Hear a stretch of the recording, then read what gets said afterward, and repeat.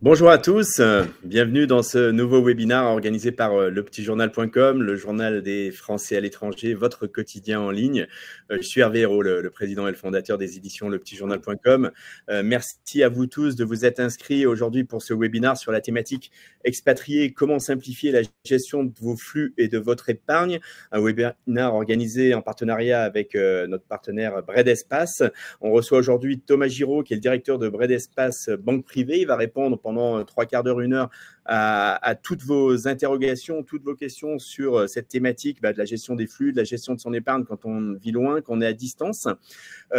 Prenez en compte que ce webinaire sera disponible en replay, donc si vous ne pouvez pas assister à la fin du webinaire, pas de souci, vous recevrez un lien sur l'adresse à laquelle vous êtes inscrit et vous pourrez le revoir. Vous pourrez également le partager avec vos connaissances, vos amis qui sont concernés par ce sujet qui concerne tout le monde dès qu'on vit à l'étranger, je crois.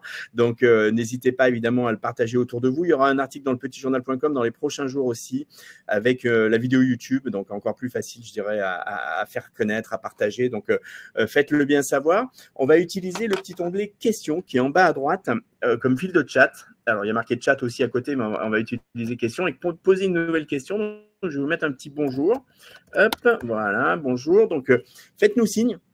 Dites-nous où vous êtes, ceux qui sont connectés là, j'aime bien, ça nous permet de voyager. Je vois, il y a Cyrielle, Cola, Juana, Maggie, Maurice, Doris. Allez, dites-nous où vous êtes, faites-nous un petit coucou avec le petit onglet questions qui est en bas à droite. Et puis surtout, évidemment, posez vos questions, toutes vos interrogations autour des problématiques bancaires, autour des problématiques de transfert d'argent, d'épargne, qui, bien entendu, vous interrogent. On a la chance d'avoir Thomas Giraud, aujourd'hui le directeur de Bredespace Banque Privée, qui va pouvoir vous répondre pendant tout ce temps-là. On a Juana qui est dans le Kent, au Royaume-Uni, au UK. Bonjour Juana, bienvenue à tous. Thomas, je vais vous laisser la parole, vous laisser vous présenter, nous présenter un petit peu Bredespace Banque Privée, puis après on partira avec les questions des internautes. Bonjour Thomas. Bonjour Hervé, bonjour à tous. Merci en tout cas pour l'invitation. Je suis ravi de pouvoir participer à ce bel événement avec lepetitjournal.com. Donc je suis Thomas Giraud, directeur de Bredespace Banque Privée, donc qui est la banque en ligne de la Bred, et donc je dirige plus particulièrement le pôle banque privée, donc destiné à une clientèle haut de gamme, avec des revenus importants, des avoirs aussi sous gestion importants dans les livres de la Bred.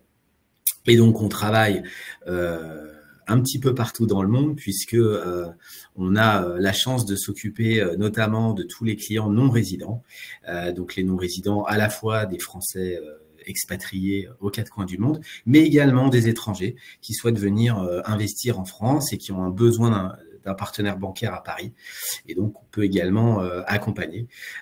Donc on a cette particularité-là, et puis on travaille aussi comme toute banque à distance, avec également des clients distanciés également en France, en province, à Paris, enfin un petit peu partout. Notre terrain de jeu finalement c'est le monde entier, et donc on est habitué notamment à traiter toutes ces questions à l'international, et notamment toutes les problématiques de non-résidents. Donc de mon côté, donc l'équipe que je dirige, donc c'est une équipe de 10 personnes aujourd'hui, donc qui se développe d'ailleurs extrêmement rapidement, puisque nous avons donc 8 banquiers privés et deux assistants. Donc la particularité aussi, c'est comme je l'ai dit en introduction, nous sommes une banque en ligne, mais nous ne sommes pas un pure player. Nous sommes une banque en ligne mais humaine, puisque chaque client en fait dispose d'un banquier privé dédié. C'est pas une plateforme, vous avez un banquier privé dédié à partir du moment où vous êtes client sur Bredespace Banque Privée. Donc finalement, on a un petit peu tous les avantages des pôles banques privées ou agences traditionnelles, mais avec sans en avoir les inconvénients, et en tout cas avec la possibilité de travailler à l'international, donc avec des équipes qui sont formées pour ça, qui parlent plusieurs langues, qui sont capables de bien maîtriser tous vos sujets, vos problématiques, et donc qui nous permet de pouvoir, j'allais dire, apporter le meilleur conseil possible à nos clients. Donc voilà, nous sommes basés à Paris, mais nous travaillons un petit peu partout et principalement donc en visio comme je l'ai dit, mais la possibilité aussi de vous recevoir sur Paris. Quand les clients sont de passage, on peut également les recevoir puisque nous avons des bureaux aussi place de l'Opéra. Voilà, donc voilà un petit peu pour la présentation en tout cas de mon entité. Et puis je vous propose qu'on puisse démarrer sur le sujet qui nous amène aujourd'hui. Hervé. Alors, oui, bien sûr, absolument. Merci pour cette introduction, Thomas, que c'est très précis, très clair. Les internautes, posez bien vos questions avec le petit onglet « Poser une nouvelle question ». On a Cola qui est à Bogota. Il a dû se lever tôt, Cola. Je ne sais pas quelle heure il est à Bogota, mais avec le décalage, c'est peut-être que 7-8 heures le matin. Merci, Cola, pour vous être connecté aussitôt. Et on a Cyrielle qui dit « Nous sommes de futurs expatriés à Vientiane au Laos ». Belle destination. Donc, c'est effectivement certainement le moment de se poser aussi des questions par rapport à sa banque, puisque vous allez vivre loin de Paris, loin de la France. Donc, Thomas est à votre disposition, évidemment, pour vous répondre. Allez, faites-nous un petit signe, les internautes, posez bien vos questions.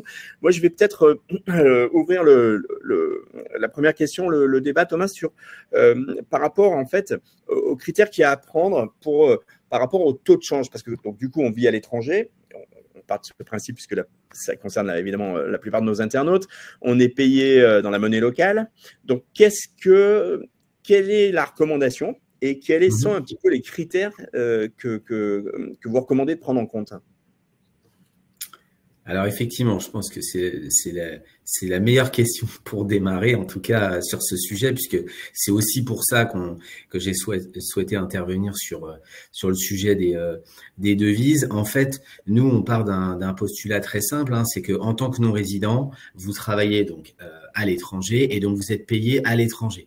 Donc dans l'extrême majorité des cas, effectivement, vous êtes payé dans votre pays en local, en monnaie locale, d'accord ? Et donc, effectivement, se posent à ce moment-là plusieurs questions. Soit, effectivement, vous avez un fonctionnement à 100% en fait avec votre banque locale et vous travaillez en devise et vous avez toutes vos transactions du quotidien en fait qui se font en devise. Mais il peut y avoir aussi une autre option, notamment si vous avez gardé des liens avec la France, des liens avec peut-être un partenaire bancaire en France, c'est déjà de vous dire qu'effectivement, il est possible de pouvoir rapatrier des devises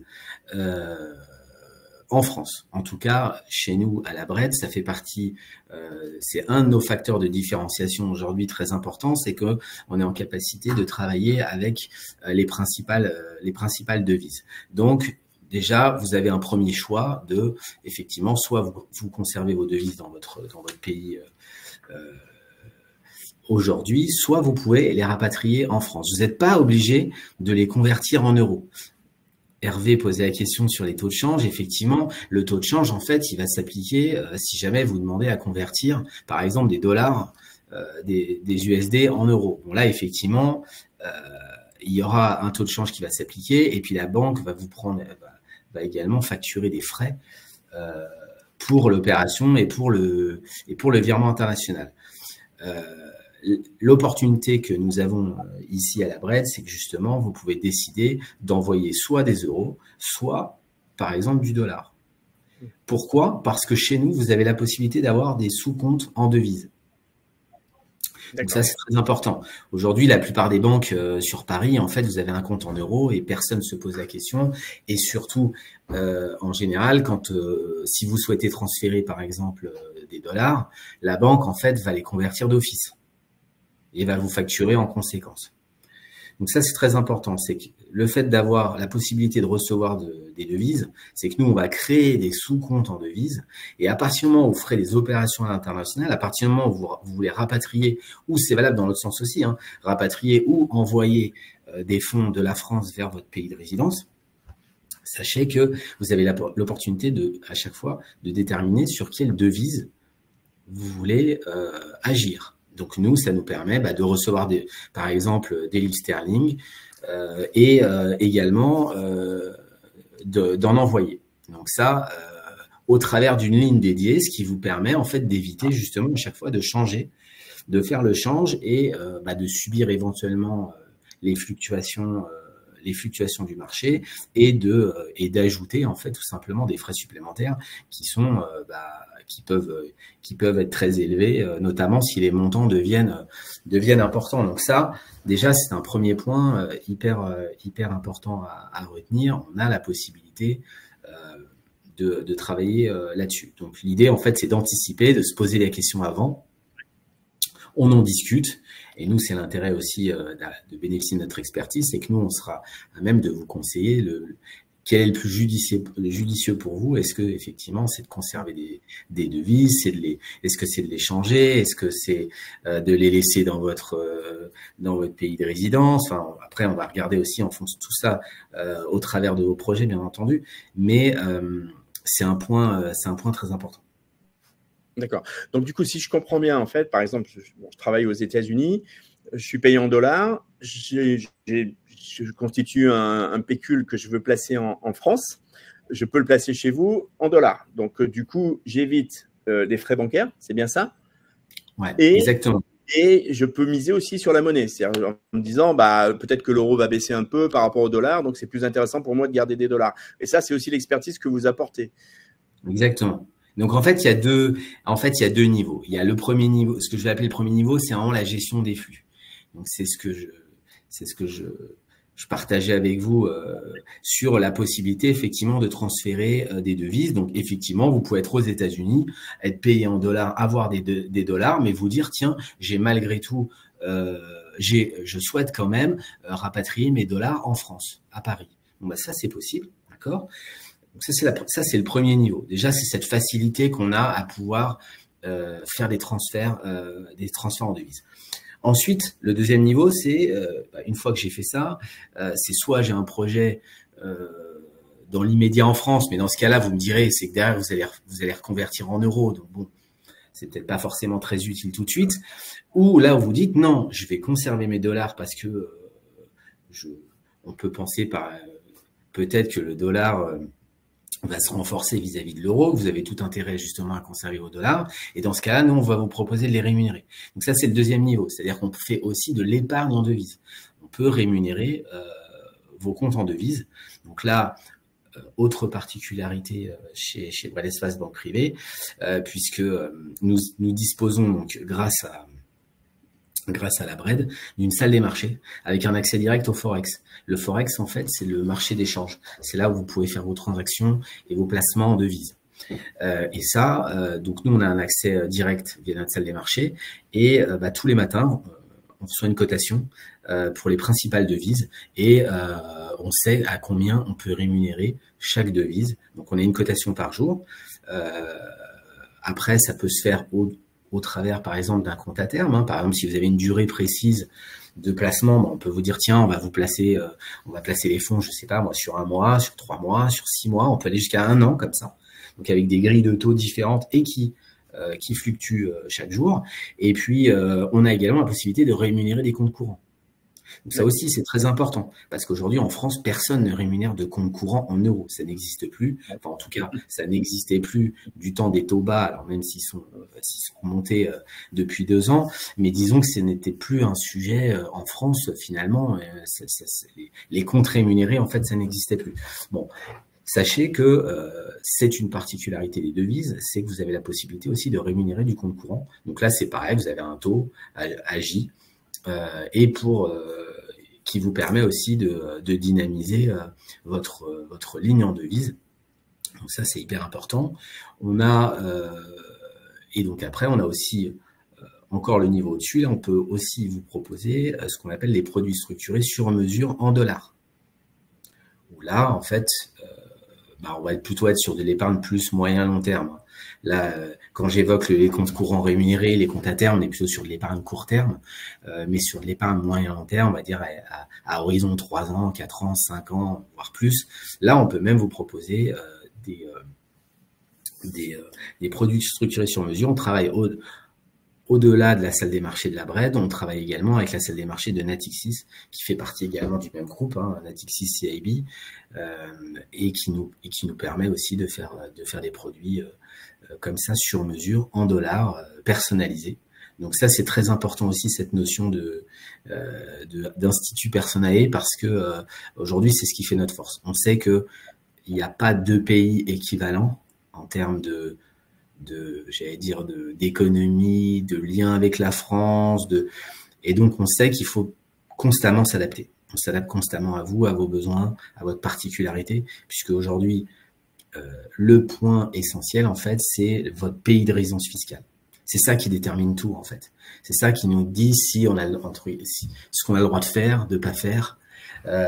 Si je simplifie, puisque les pays sont aussi classés j'allais dire, par degré de sensibilité.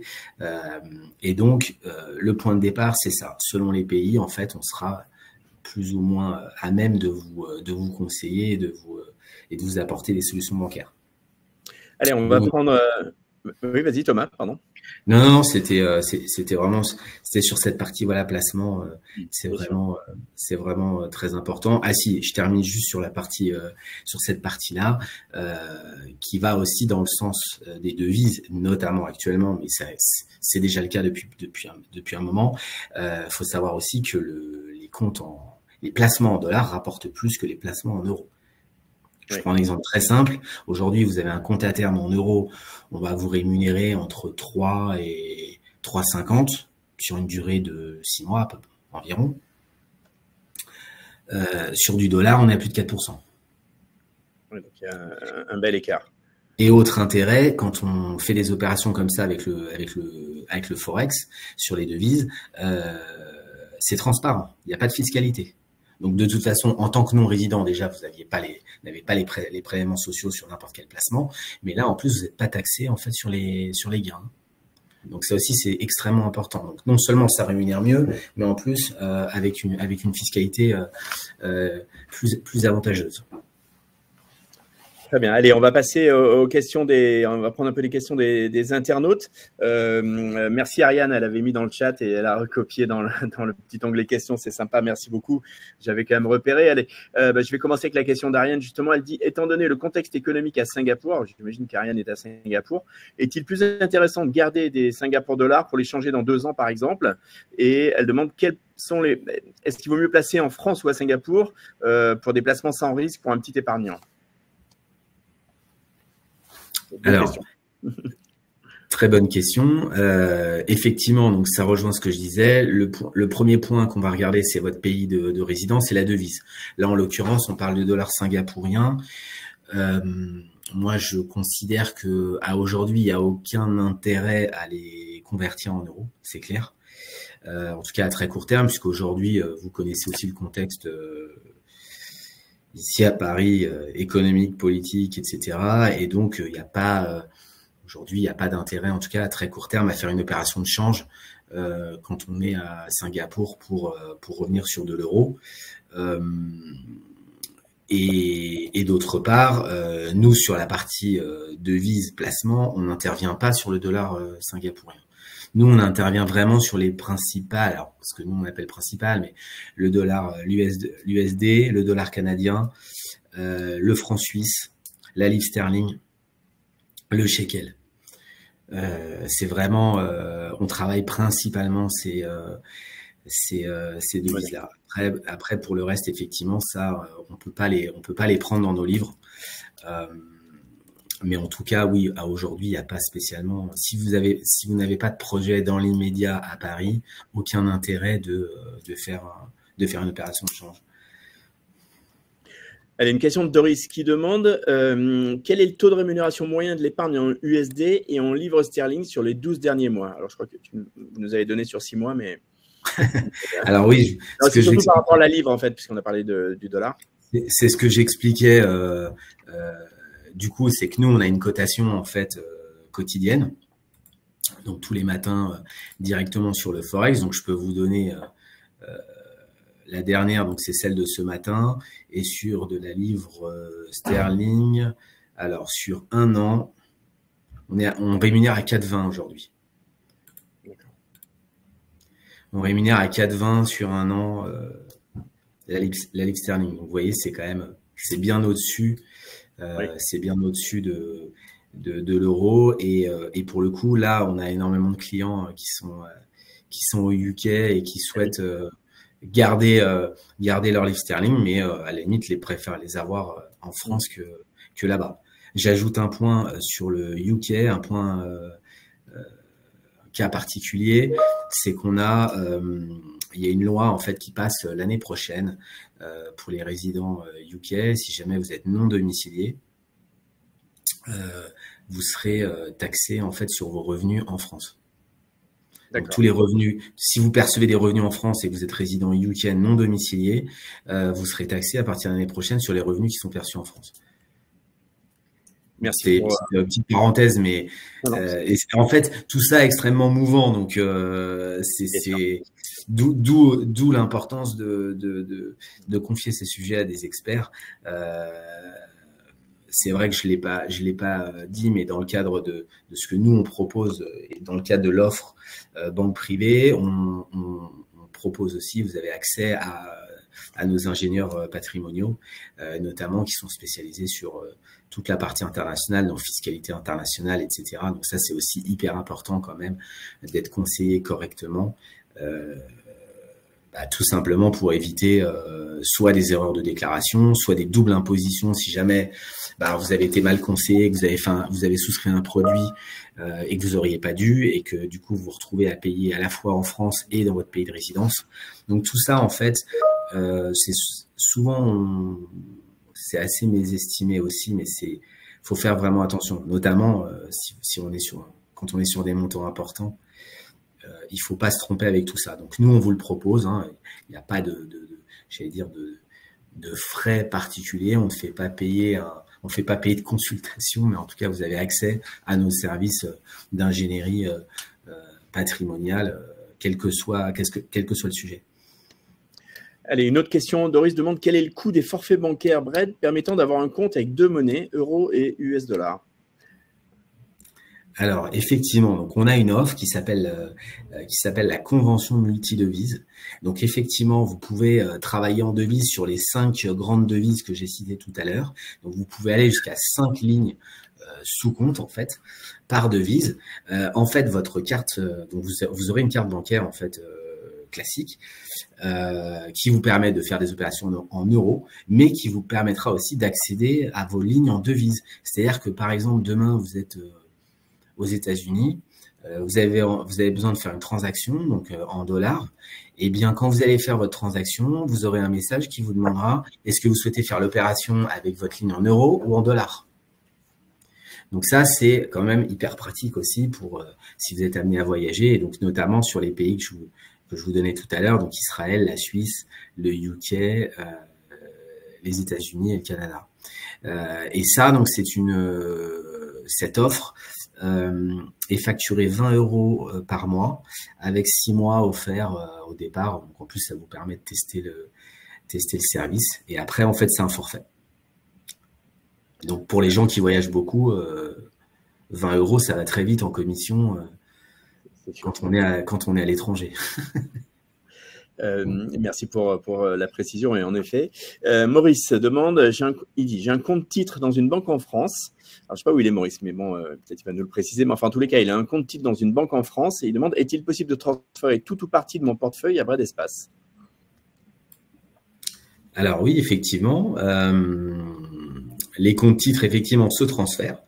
Quels que soient les établissements. Alors après, il faudra quand même regarder ce que vous avez comme titre à l'intérieur, hein, parce que parfois, si ce sont ce qu'on appelle des produits maison chez un broker, enfin plus généralement dans une banque, il y a certains produits maison qui se transfèrent pas, donc il faudra peut-être vendre des lignes avant de transférer, mais en tout cas le transfert il se fait tout à fait.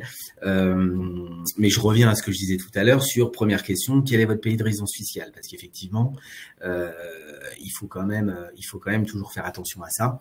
Mais en tout cas non, il n'y a aucune restriction et vous pouvez tout à fait confier vos titres à la BRED sans problème. Elle a une question de Cyrielle, enfin c'est plus, elle ajoute une précision, mais du coup vous allez pouvoir nous confirmer, Thomas.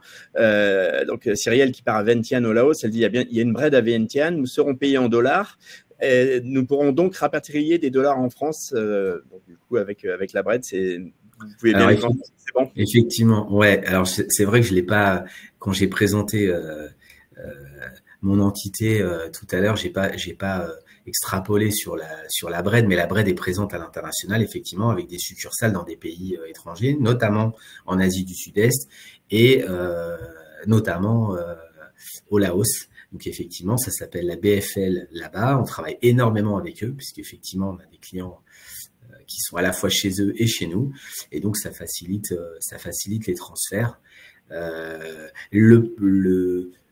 Moi, le conseil que je peux donner, c'est d'ouvrir le compte à la Bread avant de partir, parce qu'une fois que vous êtes résident là-bas, c'est un process qui est différent, un petit peu plus lourd pour ouvrir le compte, puisque vous êtes considéré comme résident, par exemple au Laos, et donc là il y a des critères de sensibilité en fait qui sont assez importants.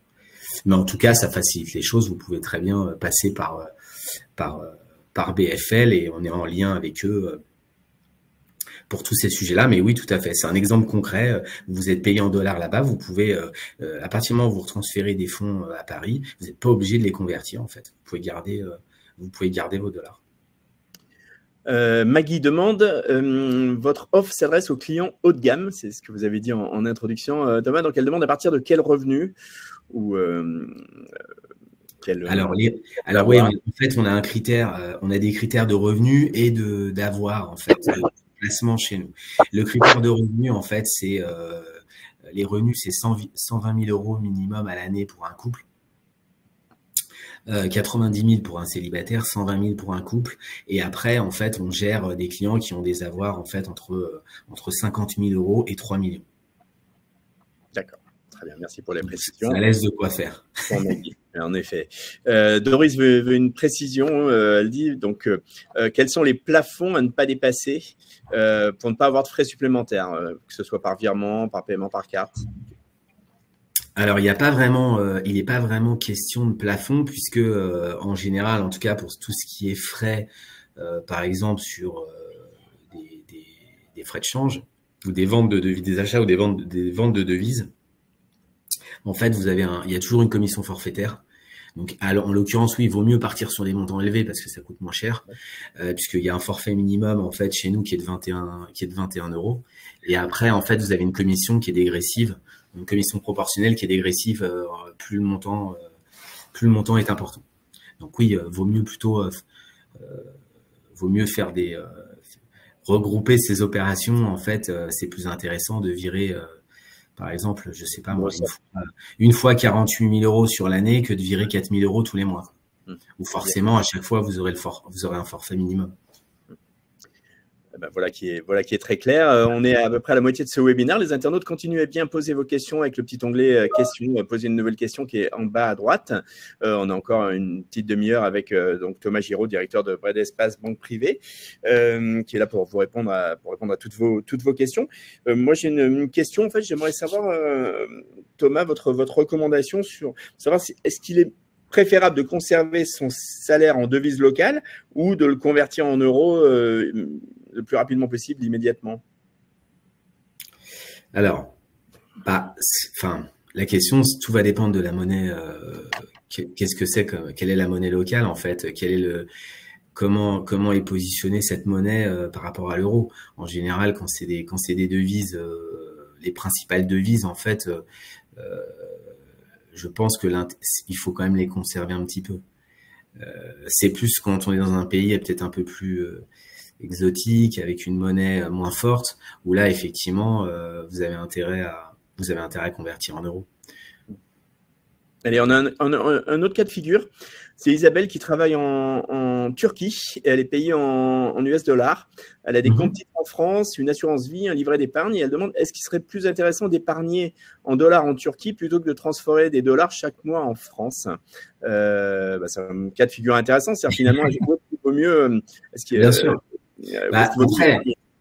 Après, il faut, j'allais dire, c'est la loi du marché, mais après, il faut regarder ce que proposent les banques en local. Est-ce qu'ils sont à même aussi, est-ce qu'ils ont accès aux mêmes offres que nous? Bon, j'imagine. En tout cas, j'imagine qu'ils proposent des choses.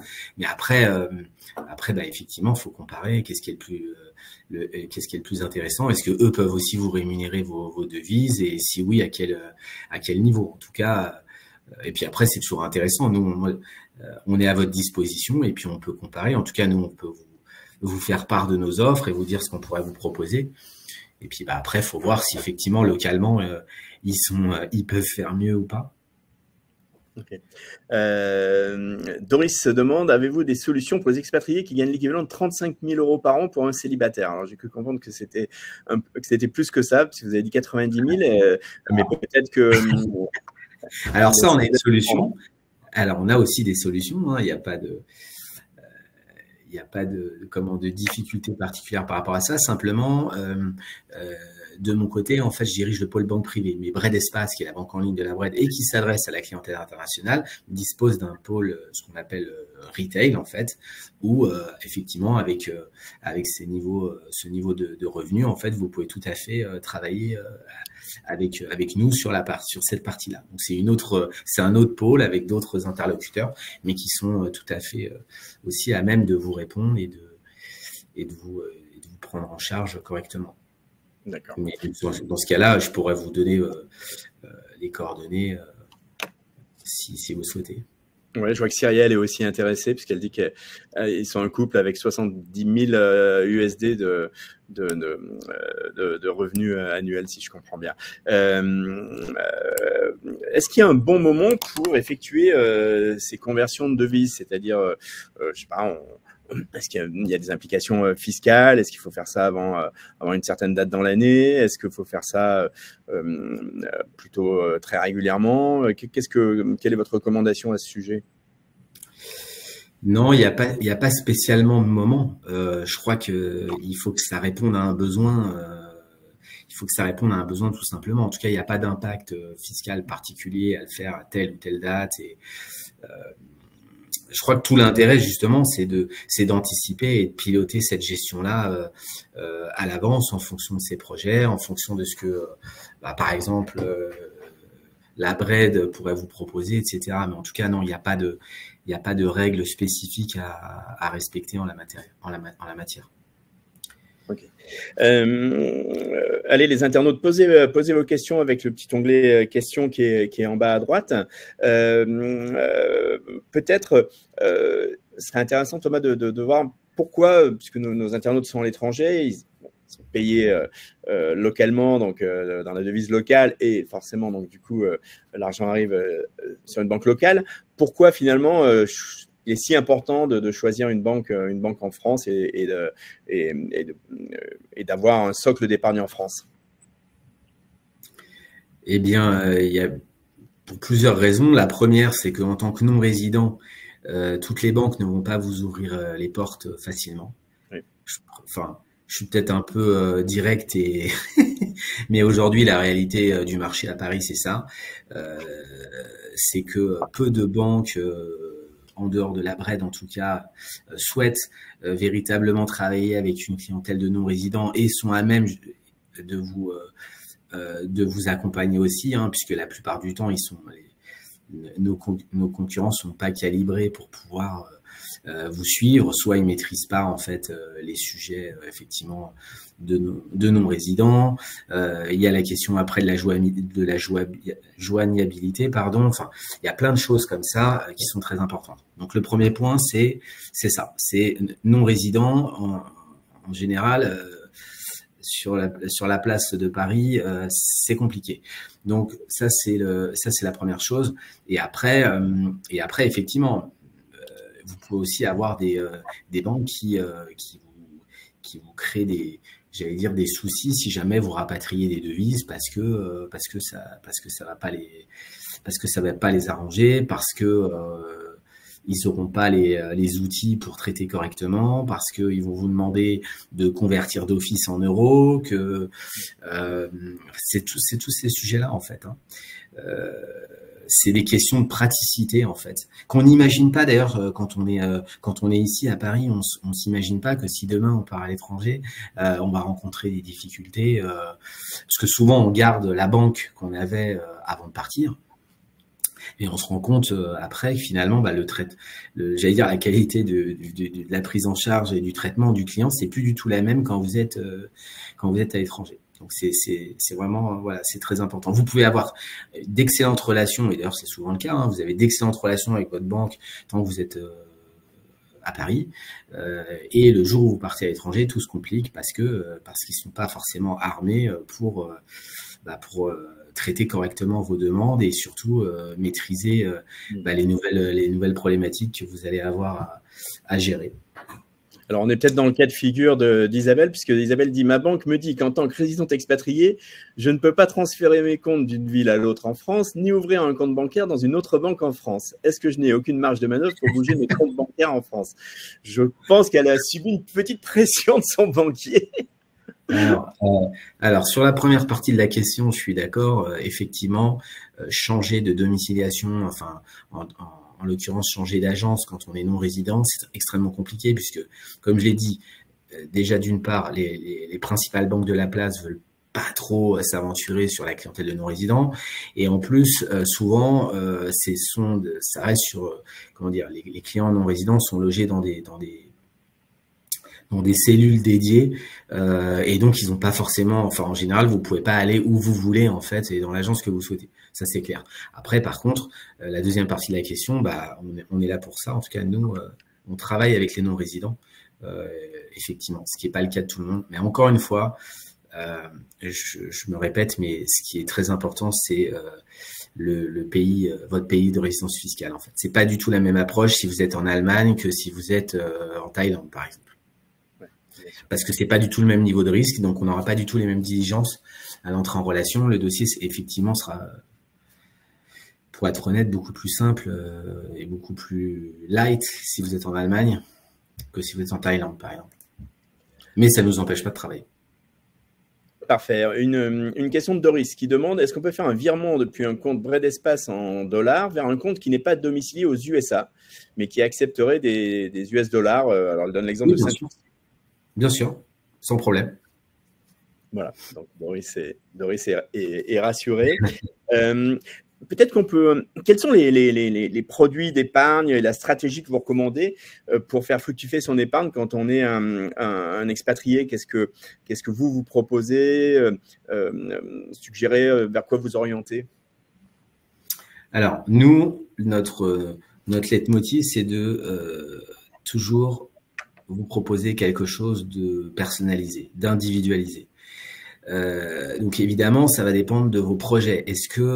Et la première question qu'on va vous poser, c'est est-ce que vous envisagez un retour en France un jour ou pas? Puisqu'effectivement, si vous rentrez, j'allais dire, ça ouvre le champ à plus d'opportunités, hein, puisque même sur certains pays, on va pouvoir vous proposer d'ouvrir un contrat d'assurance vie en droit français, en droit luxembourgeois. Enfin là, après, on a plein de choses à proposer, mais donc on pourra vous proposer de l'assurance vie, on pourra vous proposer aussi de la gestion sous mandat. Enfin bref, on pourra faire énormément de choses.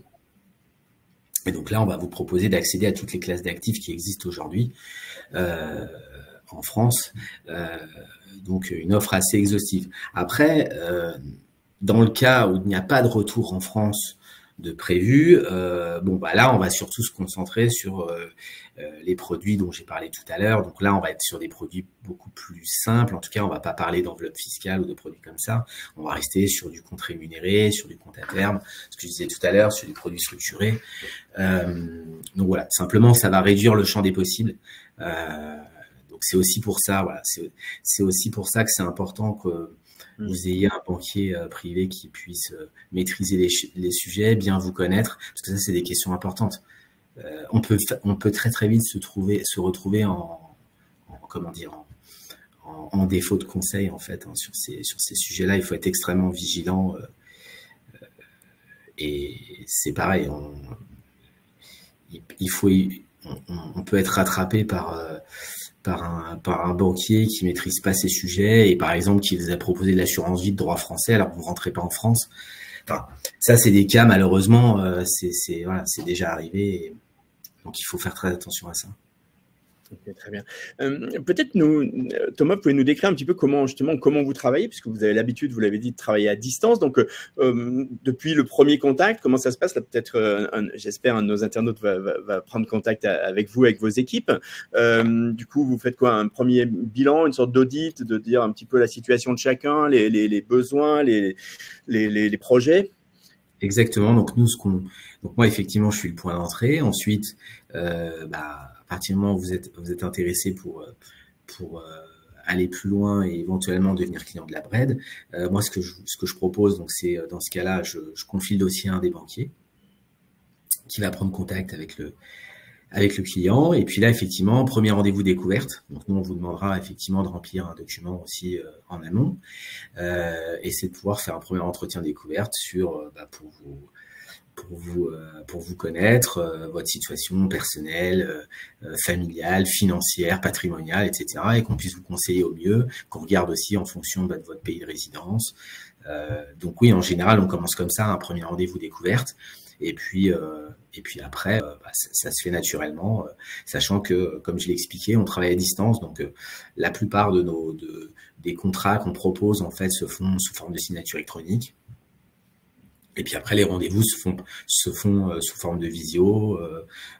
On échange énormément aussi par mail, par WhatsApp, etc. Donc voilà, c'est extrêmement fluide. Parfait. Doris, elle souhaite est très précise. Doris, elle souhaite une précision. Elle demande si, donc j'ai une CB qui est associée au compte Bred Espace, qui est un compte en euros et en dollars. Est-ce qu'elle peut choisir la devise sur laquelle elle souhaite retirer de l'argent quand elle fait un retrait à l'étranger, en choisissant le taux de change qui est le plus favorable par rapport à la monnaie où elle est? Oui, donc effectivement c'est ça, c'est le principe donc de la gestion multidevise. C'est que par exemple si vous avez une ligne euro, une ligne franc suisse et une ligne en livre sterling, si vous faites un paiement en fait à l'étranger, on va vous demander sur quelle monnaie, avec quelle monnaie vous voulez payer, tout simplement. Et donc là après ça débitera la ligne en question. Donc effectivement c'est tout l'intérêt de ce produit.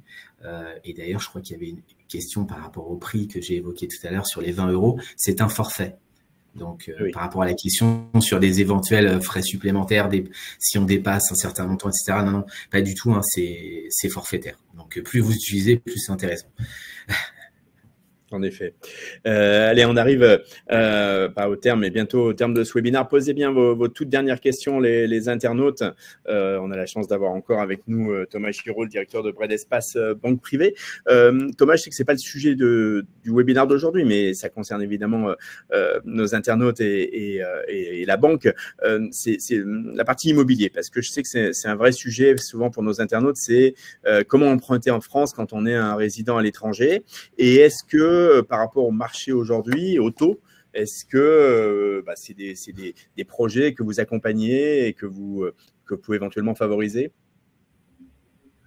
Alors, effectivement, c'est un sujet extrêmement important, en tout cas chez nous et pour nos clients. Pourquoi? Parce que historiquement, nos clients non résidents, en fait, ils sont assez consommateurs de crédit. Ils font beaucoup d'opérations notamment immobilière en France.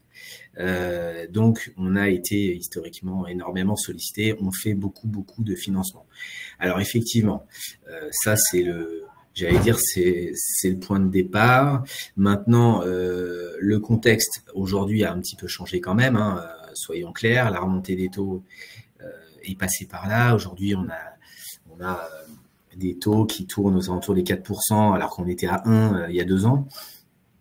Donc forcément, ça a impacté le pouvoir d'achat de nos clients, des acheteurs. Donc aujourd'hui, il y a quand même un marché qui est beaucoup moins, qui est quand même moins dynamique qu'avant, avec une baisse du nombre de transactions quand même assez significative, puisqu'aujourd'hui, le marché il est resserré et il s'adresse quand même principalement à une clientèle qui a des moyens importants et qui peut compenser tout simplement la hausse des taux et par des revenus importants, par du cash aussi qui permet d'emprunter un petit peu moins et de faire en sorte que l'opération soit viable. Donc oui, il y a un nouveau contexte. Après, ça ne nous empêche pas aujourd'hui de continuer à faire des opérations, de financer. Et puis il faudra voir aussi comment ça évolue dans les mois qui viennent. Est-ce que les taux vont rester ainsi? Est-ce qu'on va connaître une baisse? Donc ça, il faudra en tenir compte également. Mais en tout cas, aujourd'hui, oui, il y a le sujet des taux, il y a le sujet du pouvoir d'achat. Et on rajoute aussi le sujet non-résident, puisque quand on est non-résident, c'est pareil, c'est pas évident. Beaucoup de banques ne prêtent pas aux non-résidents. Et donc là, je réitère ce que j'ai déjà dit, mais voilà, c'est absolument essentiel de faire confiance à des experts et des professionnels qui ont l'habitude de traiter ces sujets-là. Mais en tout cas, non, on continue à prêter aux non-résidents. Donc ça, c'est la bonne nouvelle. Super.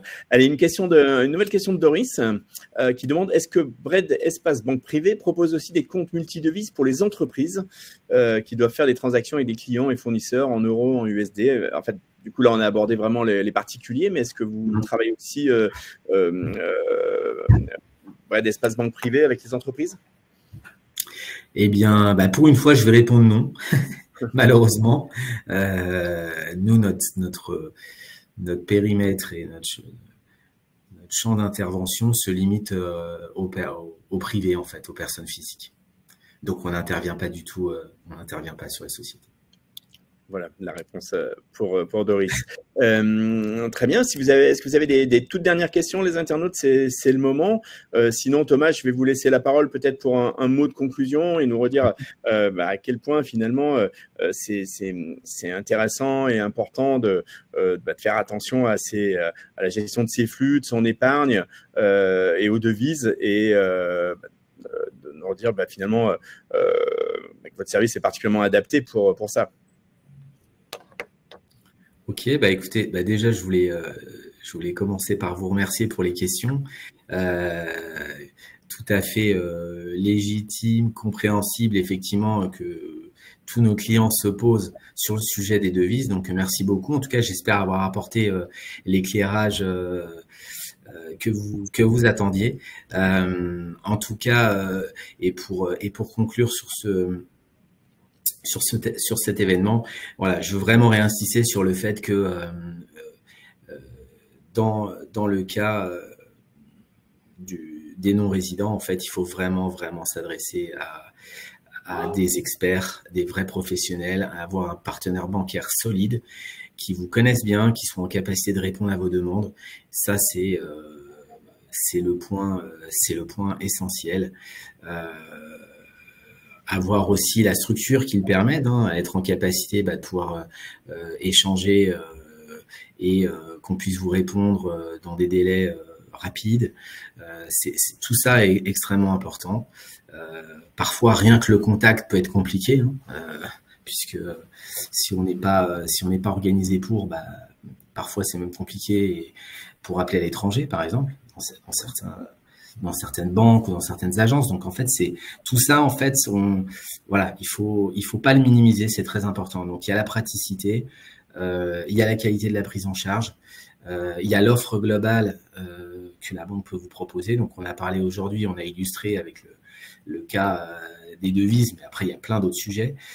Donc tout ça est extrêmement important. Nous, on se positionne en tout cas en tant que banquier protagoniste. On sera toujours en proactivité et voilà, sur un modèle de conseil personnalisé aussi en fonction de votre pays de résidence et des particularités justement de votre pays de résidence et de votre situation personnelle. Donc ça, c'est hyper important. En tout cas, moi, je serais ravi de pouvoir échanger plus longuement, éventuellement individuellement après avec certaines ou certains d'entre vous. Je vais laisser dans le chat l'adresse mail. Donc le mieux en fait, c'est que vous puissiez m'écrire directement et puis je me ferai un plaisir de vous répondre. Et puis puis, n'hésitez pas, en tout cas, quel que soit le sujet. Là, c'est vrai aujourd'hui, on a traité un sujet spécifique, hein, mais si vous avez d'autres sujets qui touchent la banque et la gestion de vos comptes en général, n'hésitez pas. Voilà, je le remets également de ce côté-là. Comme ça, vous pouvez contacter Thomas Giraud. Merci à tous, merci les internautes, merci Thomas Giraud, directeur de Bread Espace Banque Privée, pour avoir animé et répondu aux questions sur ce webinaire sur la thématique expatriés, comment simplifier la gestion de vos flux et de votre épargne. Merci pour toutes ces informations et ces précisions.